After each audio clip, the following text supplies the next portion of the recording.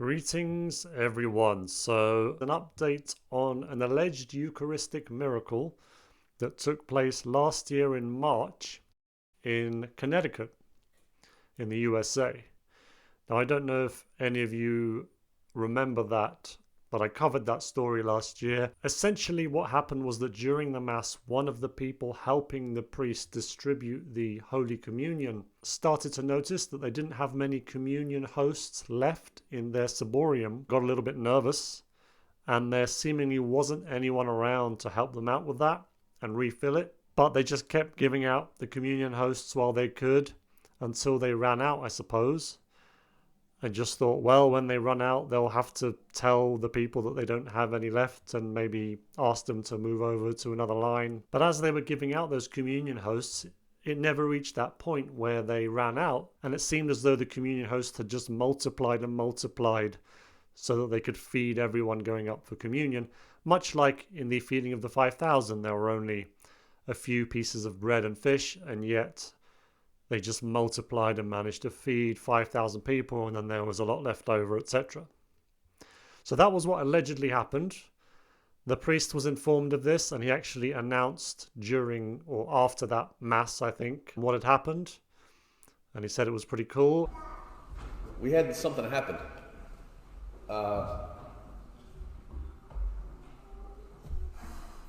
It's hard to say, actually. It's God provides. And it's funny how God provides. And sometimes it comes in a weird way, in a mystical way, in a strange way. And one of our Eucharistic ministers was running out of hosts. And yet they didn't. And suddenly there was more hosts in the ciborium. Just God duplicated himself in the ciborium. It's God provides. It's strange how God does that.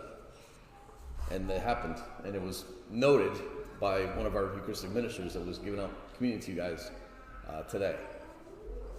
It's really, really cool when God does those things. And it's really, really cool when we realize what he's done. And it just happened today. This is going to be investigated by the Archdiocese, and it is being investigated.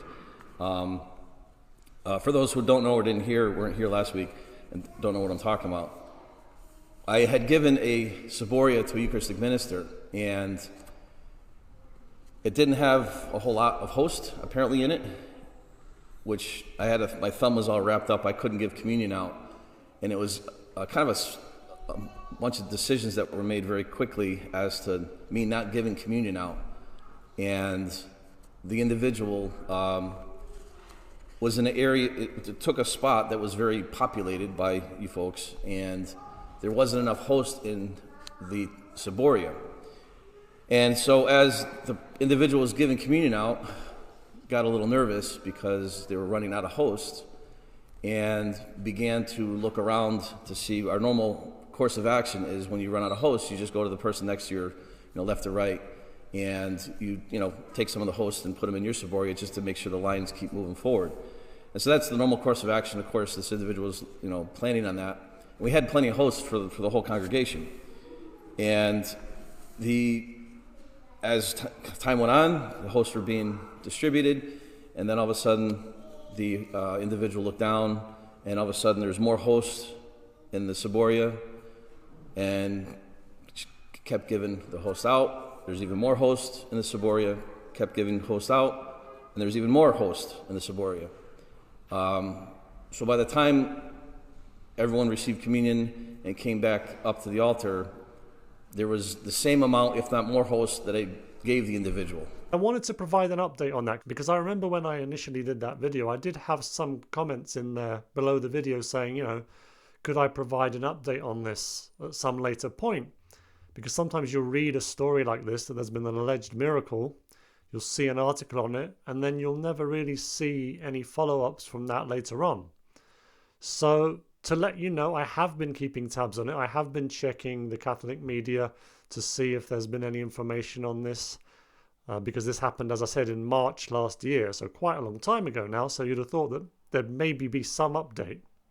But there hasn't been anything in the media, so what I did was I decided to contact the diocese itself and find out if there's any updates, because if it had been pronounced a miracle, I suspect there would have been some kind of press release from the diocese. I suspect this would have been in the Catholic media. But if it was found not to be miraculous, my thinking was that perhaps they wouldn't say anything about that. They would just sort of decide that actually they don't think anything supernatural happened during that Mass. Well, apart from the obvious, that the priest turns the communion wafer into the body of Christ. But nothing else supernatural happened other than what normally happens during a Mass. And then it sort of would have just fallen by the wayside and we would have forgotten about it. So I did contact the diocese to see if anything has happened since, if the investigation has reached any kind of conclusion. And this is the response I received. It was from Pamela Johnson, who's the executive assistant to Archbishop Christopher J. Coyne in the Archdiocese of Hartford, and she said that there are no updates yet regarding the investigation into a possible Eucharistic miracle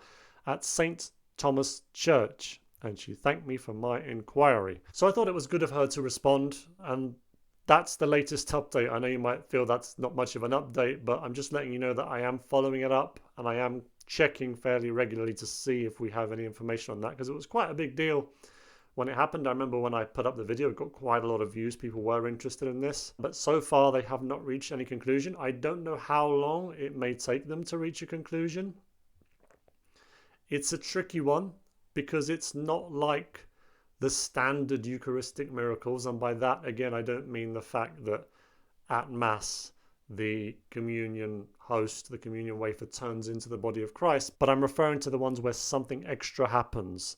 And that normally is blood coming out of the communion host that is then checked in a laboratory to see if it's actually blood.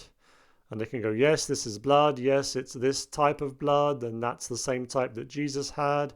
And also the communion host has some muscle tissue in it that looks like it's from a person who's suffered greatly. And the muscle tissue is intertwined in the communion host bread in such a way that couldn't be manipulated, etc. They can do that, they can scientifically check this, and then they can pronounce if they believe this to have been a miracle. With this, they don't have any of that. They just have the testimony of this person who was handing out the communion host saying that they seem to multiply in his ciborium. So I guess they could talk to that person. I guess they could talk to other people that were there at the Mass as well. I don't know how long that's going to take. I'm surprised personally that it's taking as long as it has, but perhaps they're just not sure. Perhaps they're still discerning. Perhaps there are some other forms of investigation they can do in this matter. I'm not sure. Maybe they have some video footage there that they can look over. If that's going to help, I'm not sure again. But we'll see. But that's the latest, and that's that we don't know yet what the result is. But it would suggest that they are still looking into it. They haven't given up on it, because the response wasn't that, well, actually, they've stopped the investigation for now or anything like that. They are obviously still in the process, and they haven't yet made a decision. Thank you very much for watching the video. Have a blessed day.